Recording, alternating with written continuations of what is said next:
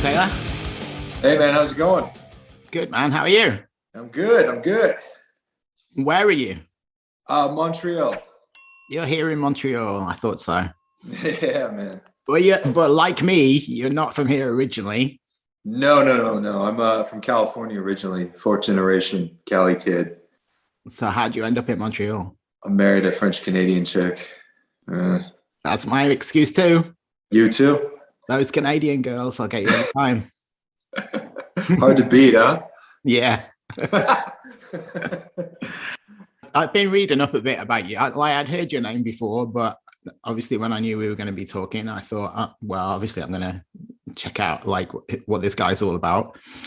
And you make me feel like a lesser human being because like I for a start, I'm a failed musician, but then like for people who don't know anything about your story, can you kind of put into some bullet points just some of the highlights of what you've got up to over your lifetime? Well, just I would say that the most exciting part was when I packed my El Camino up from Sacramento, California, and drove that 6 hours down to Sunset Boulevard and took my first ride on the Sunset Boulevard and was driving into Hollywood. That was one of the most beautiful, euphoric days I've ever experienced because the light was just beaming off of all these glass buildings. Like the promised land is opening up. Anything is possible. And that was kind of the making of what am I going to do? Like I knew I was coming down there to be an actor. Like I wanted to be a movie star. You know, that was my thing. And I wanted to do amazing films with amazing directors and stuff. But as I was driving further down Sunset, I got into kind of West Hollywood and the Chateau Marmont and, you know, the Body Shop and, you know, all these really amazing like places that I was in my, you know, when I was in my 20s would just go with all my friends, go have fun. But as I found my street I was about to turn up, which was Larrabee, the Viper Room was right there. And I heard, I was like, oh my God, River Phoenix, all these things started popping in my head. I'm like, oh my God, I can't believe I live right here, you know? And as soon as I went up, unloaded all my stuff, I just went down there and started walking around and started to kind of like, okay, this is real. This is where dreams are made. And don't mess it up. Don't muck it up. Like it's time to get to work. And that was before like everything was online submission and all this. Like I walked down, Tower Records was right there on Sunset. So that was my I've been there library. a few times. I actually used to work at Tower Records in Westwood. Yeah. There was the one there and there's one in Sacramento where I grew up. There's one right there as well. I think it was one of the originals, but yeah. And then Book Soup was across the street. So I would go there and get acting books and everything. And then I would go across the street and get a coffee and go hang out and look at amazing vinyls and records and, you know, where's Guns N' Roses records and, you know, Metallica and Queens of the Stone Age. And then I would go into the Beatles and, you know, Jimi Hendrix and stuff and just hang out there. And that was kind of like my, you know, I didn't have much money at the time. So I would just kind of walk around and put those old headphones on that 1,000 people before me listened to and just kind of chill out and just get into the vibe. But yeah, I think that was the most impactful experience was the early years there on Sunset Boulevard at the Rainbow Room. I'd had birthdays at the Rainbow Room. You know what I mean? Like that's where I would hang out. And then we go play the Viper Room and then we play the Whiskey Go-Go. So yeah, that was I had a New Year's Eve in the Rainbow one night. One year. That was Did you fun. see Lemmy? Did you see? I didn't see. I've never seen Lemmy at the Rainbow. I've been there. He's always in the right corner. He was always in the right corner, playing his little machine and drinking Coke and Jack and just chain smoking through the whole night. He wouldn't move. That's what everybody said, but I never saw him there. Yeah, I saw a lot of people there, and I've been there since they had the little area dedicated to Lemmy, which is very cool. But on this New Year's Eve, Nikki Sixx was there, Steve Vai was there. Yeah. So there's a few. There's always somebody in there, right? Always somebody. Yeah. That place is it's kind of like our church, but not really. You know, it's just where we hang and eat pizza and chat and smoke cigarettes all night long. You know. Yeah. When I used to smoke, I was smoking. I need those lungs for singing these songs. I'll tell you that. you know? Yeah. So you mentioned like when you arrived, you were thinking about movies, but then, and then obviously we know you're into music, but you found yourself in both camps and working with some pretty extraordinary people in movies for sure. Yeah. So at what point were you just kind of traveling down two parallel lanes and hoping for the best, or what actually happened next? Well, I spent a lot of time writing poetry because I was really into the Doors. I would go surf on Zuma Beach and stuff, and listen to the Doors, and and get down there and start to get into the kind of beach vibe of Southern California, because you get so bogged down by the city life, the intensity of West Hollywood and Hollywood, and the constant grind. I mean, you slept very little, and you're trying to make rent. You're trying to either get into an acting class or buy a guitar, right? Like, or try to set some sort of performance up because you wanted to show your gift. But ultimately, I wasn't really dabbling into the actual playing of guitar instrumentation in band format until I was working at Handmade Films, which was George Harrison's production company. They had films like Long Good Friday, and with Neil and I, Mona Lisa, and Monty Python. And I was kind of there part-time as I was at UCLA studying film. And that two combination of studying film, but my best friend was a drummer named Tuffy Williams at the time. And he was like, dude, here's my dad's guitar. He gave me his dad's acoustic guitar. He's like, let's play this and let's figure it out. So we, kind of do that, mess around in the studio. And then my boss, Thomas Albman, was, worked with Chuck Berry and Keith Richards and all these greats on film projects like Hail Hail Rock and Roll. He did that with Chuck Berry and Eric Clapton. And he was like showing me all this old footage of like, Cocksucker Blues by the Rolling Stones, like that old, I think it was 16 millimeter footage of it. It's kind of blue and grainy. And then he was taking me through the Beatles, because the Beatles obviously was kind of our God there. I mean, he was like, this is important that you learn the Beatles. It's important that you watch this film. So he started to show me how the music and film, coexisted with one another, so brilliantly, like everything just locked in, like weaving, like two guitar players, everything just locked in really beautifully. And he was like, man, you should try this harmonica. So I started, getting into Dylan and stuff. And I was like, man, I want to play some guitar. So I started adding those things. And we did a record called Climbing the Hill. And there's a song called Buried in there. And I was just on acoustic guitar and harmonica and started writing those lyrics that I stashed away for years, because you're out there all alone, right? Your family's up north, friends are kind of what it is. You're hanging out with actors and musicians or models or whatever, or like, producers or whatever. But, you spend a lot of time kind of looking back on the day and you're like, how did all this happen in one day? Like, how did I hang out with this person and go to this place and meet this person and have this amazing conversation with this, influential person? And, you start to kind of go, well, I want to write that down. So I finally started getting the confidence to be like, okay, let's get a band together and start Maddest and Madmen, in which we started in Los Angeles and started to learn how to make music, like how to record music, how to perform music, and that takes some time and some guts and some courage and to get that out there. And so that was kind of how it kind of all came together from that standpoint, When you got the band together, what kind of music were you listening to around that time? Velvet Underground.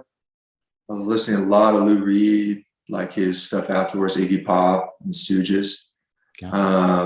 I was listening to a lot of the Stones, a lot of the Beatles, Queens of the Stone Age, Nirvana. Like, I've been a huge Nirvana fan ever since Nirvana, really.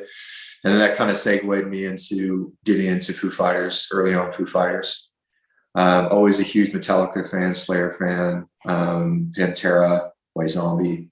Like, I like the hard stuff, but I also like, then I get into like, okay, well, I'm gonna listen to some Chuck Berry and Muddy Waters and get into like, where does rock and roll really kind of come from, And then you kind of go way over here, and then you get into Django Reinhardt somehow. Like, you're in Europe for a second, like, well, I want to become a better guitar player. And you start listening to Les Paul and watching him riff. And then that always takes me to Slash, and I've hung out with Slash a bunch of times. And what a cool dude and a true artist, you know. And I hung out with Chris Cornell there. I met him a bunch of times, and like so it's like walking in a library of amazing artists on a 24/7 basis. It just all depends on how much you want to get or learn. You know, it's like, what's your attitude that day? Are you going to be down and hard on yourself that you haven't broken out yet, or are you going to put your head forward, your mind forward, and just start, all right, I'm just going to keep hitting the pavement. I'm going to just keep trying to craft this steel sword to be sharper than it was yesterday, kind of thing. So learning, man, just keeping the eyes open and the ears open, mouth shut most of the time, because that's when you get all the good nuggets from people, you know. Can I use that quote on my kids? Sure, I do with yeah. So at what point did, like you said that you were working at Handmade, so there's obviously a film connection there. At what point did you kind of start exploring the acting side more as well? Well, I was always acting and kind of modeling a bit. I didn't really like the modeling game because it was kind of dead. You know, it's just like, it's kind of boring. Like, you got to lose a bunch of weight and put on these really weird clothes, and you just don't. I love eating, so I was like, I'm too commercial for them. You know, that's what I always get. You're too commercial. You should be an actor. I was like, all right, I'm just trying to make extra money, whatever. So the acting thing, I was pretty hardcore in, because I was working with an amazing acting coach in Sacramento before I went down to LA. His name was Ed Claudio. He was one of those like New York City roughneck, David Mamet kind of, that's his God kind of guy, right? Like, he's just like Stanislavski, man, method, whatever. So you get down that rabbit hole, and that can take you to some pretty weird places, because some of these scripts and stuff would come to you and you have to prep for them. And I would jump into that character's body and hit the street and just see what happens. You know what I mean? Like, pretend like I'm a guy from New York City. Accent, change my whole story, go to a bar and just play that character in that bar and sell it, And that was kind of like, well, if I can't sell in the cast room, well, I got to sell it on the street first before I can sell it in the cast room, right? So that was kind of the mentality between, really moving it. And I love guys like, Daniel Day-Lewis and Robert De Niro, Leo DiCaprio, Brad Pitt, like all those cats, Keanu Reeves, like those guys. Like, I was like, I really want to get a career like those boys, So, we have a bunch of scripts right now and projects that we're pushing out that are designed for me to be put in those roles, So we're working that angle as well, because I love creation. But the thing is, like, if you haven't written your script, you can get kind of bogged down by doing the same kind of repetition with other people's words. Sometimes they're amazing words, you want to do it. And that was a huge pivotal point in my creative career, where I was like, I like writing songs because I can just literally go from there, and then onto the page, and then I can sing it. And there's that story, there's that through line, there's that real connection, that is achievable with great writing on a script, on a film set. But there's something, as as a musician, when you're on a stage and there's a mic, and there's your guitar and your amp and band, it's on. Let's go. You got 10 songs. Make them count. Yeah. So does the acting part of what you do help with any part of the music side? Oh yeah. Especially just diving into, why did I write this song? What is the song about? And then you start to really think about it, because when you get vocally ready to sing some of these, like Hit the Floor is a very intense song to sing, especially if it's track 10 after, hitting all those other songs beforehand. And, Glen Robinson, my producer out here, and my songwriting partner and bandmate, we wrote these songs to really be able to deliver this story at the highest level, most competitive level possible, that can hang out around the boys of like Foo Fighters and all those guys. I mean, we're looking at what they're doing. We're like, okay, man, we really got to push it here and vocally. We really got to layer out these guitars, and we really got to come up with some really great melody to get people really, oh man, I love that. What was that hook again?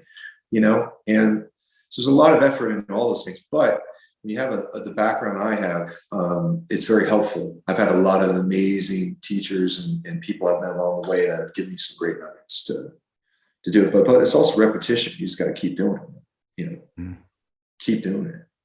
So when it comes to the lyrics, what kind of subjects do you like to write about? Perseverance, maybe. It's like, you have some experience in that.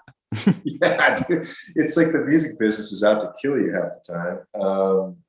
And then you dabble in Hollywood, and it's, so my grandfather was a cowboy. And so he used to tell me, anytime you fall off your horse or whatever, you just got to get up, dust yourself off, and get back on and keep riding, like, straight up. And so that's kind of the mantra for a lot of the songs I've written, and also too is battling the demons we get sometimes with certain substances and things, and all the colors of all the dark things that we like to get into when you're inebriated or into that world.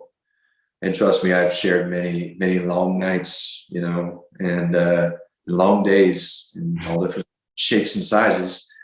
But, ultimately, now my life's a lot more regimented, so with that, I like to write songs about overcoming very difficult situations.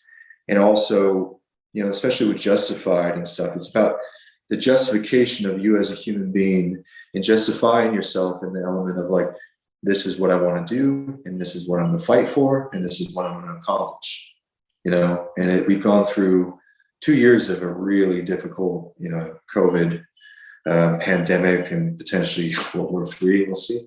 But, us as musicians and artists and people, all different shapes and sizes and all different career paths, really went through a zinger, and what do you do with that? Do you sit and mope, or do you get up and you got to keep fighting, you got to keep punching, that's all we can do. Have you been writing a lot during those 2 years? Well, as soon as I was on a plane coming back from Los Angeles, and we were going to go on tour with Stargod, which was a record that we released pre-Justified. And then, as you know, everything shut down. So the record was already out. We had a publicity team on it, and it just was like, God, that was, it was a long time of working on that thing. And it's hard to restart something after 2 years. So I was like, I got to make a new thing. So I called Glenn. I'm like, hey, buddy, we're going to do a record remotely. And, we went with Lander, we went with Zoom, we went with FaceTime. We tried everything to try to figure out a way of playing it, as well. And so, we took some of the older songs and did some with Stargod, had the band in LA kind of do like a 4-quadrant live playing element, and which was interesting. But, I wanted to write about what I was experiencing in that moment more so. So I started just getting on my iPad Pro here, getting the guitar out, turning up the amps, getting a mic, having a live mic, creating a live sound. And I would just send videos to Glenn of what was like, hey man, what do you think about this riff? Or what do you think about this vocal melody? This is the idea behind the song. And then he would play tennis with me, essentially. And he'd be like, well, cool, I like this part. What do you think about this part? And we'd play tennis. And then we would start to kind of have a structure of a song. It would be there, and we'd be having tones. And then I would have to, obviously sing here and send it to him. And then, he would do his magic on it. And then we would send everything out to Zach St. John and Andrew James in Los Angeles, who've been in my band. They're my LA band for about 15 years. So they do all the heavy lifting when it comes to making records with me, And then I got Ange and Gary and Glenn here, and we do all the local, we'll do all the shows and stuff and live stream stuff. But yeah, it was different, because it's not like, how it is, like when you get into a studio with your band, that's where you want to be. Yeah, of course. And have you done that recently? Well, we went to Planet B, we went to Mechanic Land, and we recorded live there of Justified. So we took Justified, and then we put a live spin on it. And then we did a live streaming show as well with those songs. Mm-hmm. And then I did an acoustic version with Kim Richardson of the full Justified record that will be released soon as well at Planet B. with Dan and all the guys there. Glenn was on the SSL and all that stuff. So a lot of content coming out. Yeah, it sounds like after 2 years of like everything being shut down, that you're ready for everything to open up again. Well, yeah, we have close to 25 new songs that are just sitting there.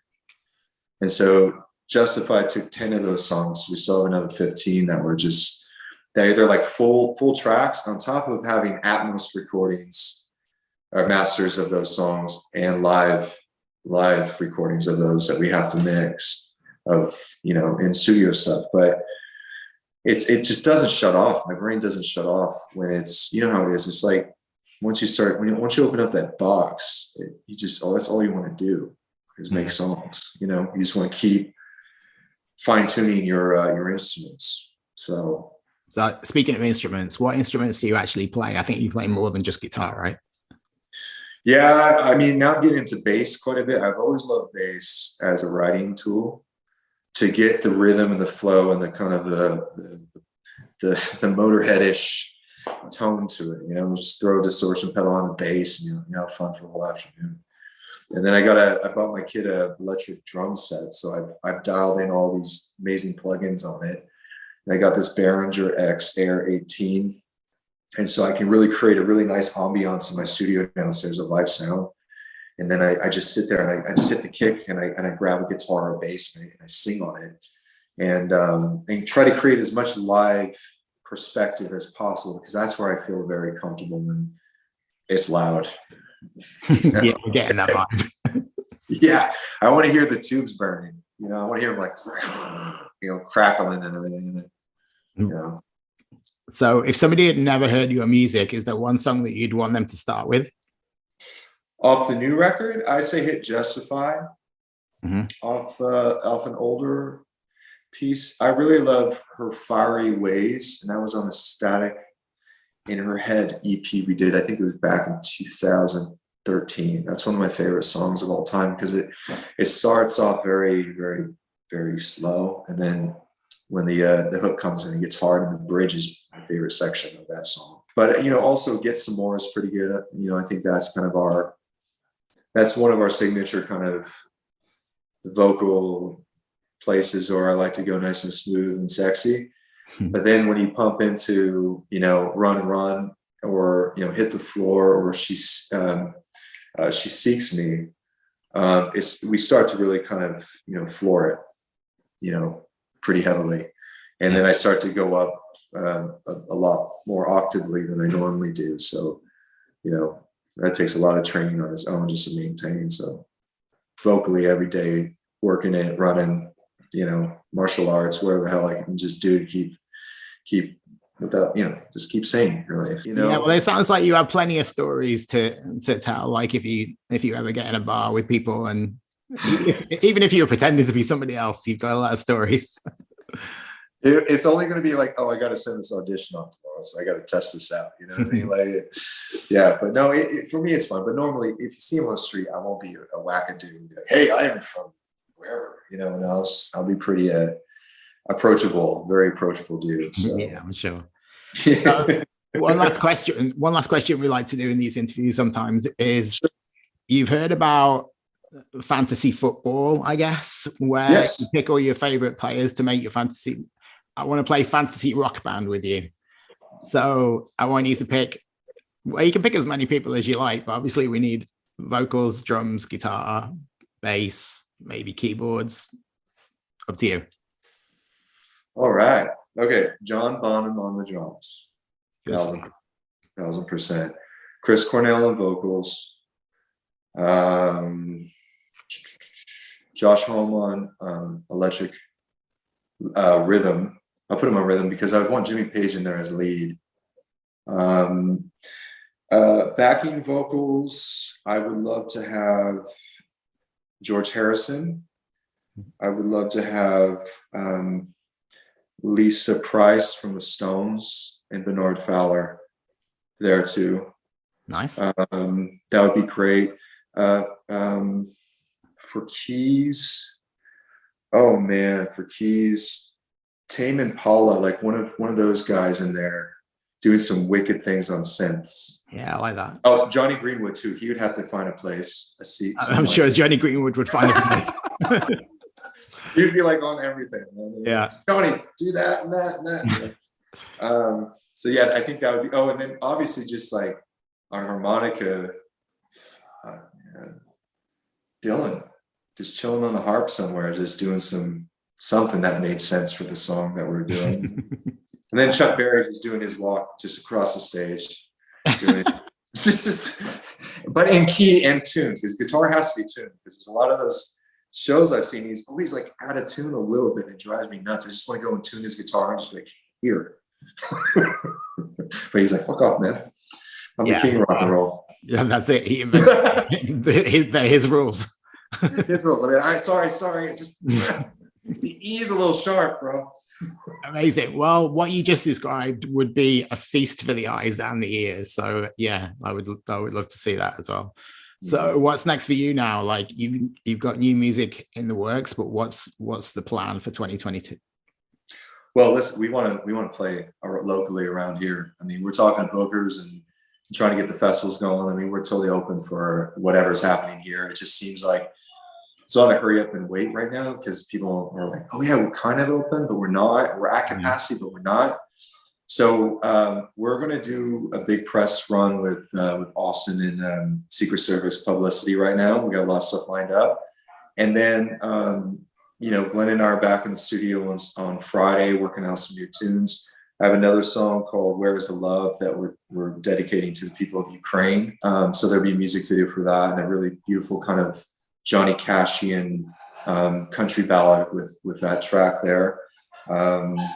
So we're looking forward to just playing live in front of people. I don't mind doing live stream, and I know our shows are going to be a hybrid of that live stream and playing live. So we have a couple of venues in mind. I'll let you know as soon as everything's booked. But it's just to get back on the stage and play.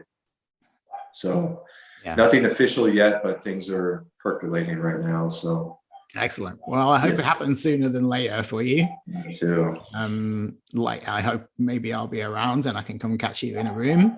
Oh yeah, dude. I'll get Austin to get you over there for sure. We'll stay in touch. Excellent. And listen, we're neighbors, so we should definitely go grab a coffee sometime. Yeah, sometime. No problem. Yeah. I would definitely enjoy that. But thanks for hanging out with me this morning. Yeah, man. I will let you get back to your day, and good luck with everything that's coming up. Thank you. Is that an AC/DC record behind you? That is not just an AC/DC record. That is signed by Malcolm Young as well. The legend. That's cool. Yeah. I love that. I got it when I was a teenager. I got it signed when I was a teenager, and I had like a stack of records like that I was trying to get signed by the band. Uh-huh. And I think Brian signed a couple, and then he was like, oh, "That's enough." And then Malcolm signed every single one in the pile. So legend. Yeah. He's all about the fans, man. Fans matter. They're everything. Yeah. Yeah. Awesome. R.I.P. Cool. All right. Thanks, Taylor. Have a good day. You too, man. Thank you very much. Have a wonderful day. Cheers.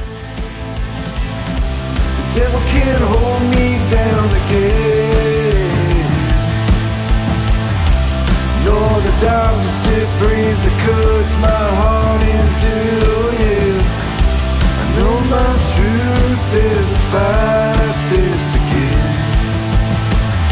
To keep this train running smooth down our tracks of euphoria.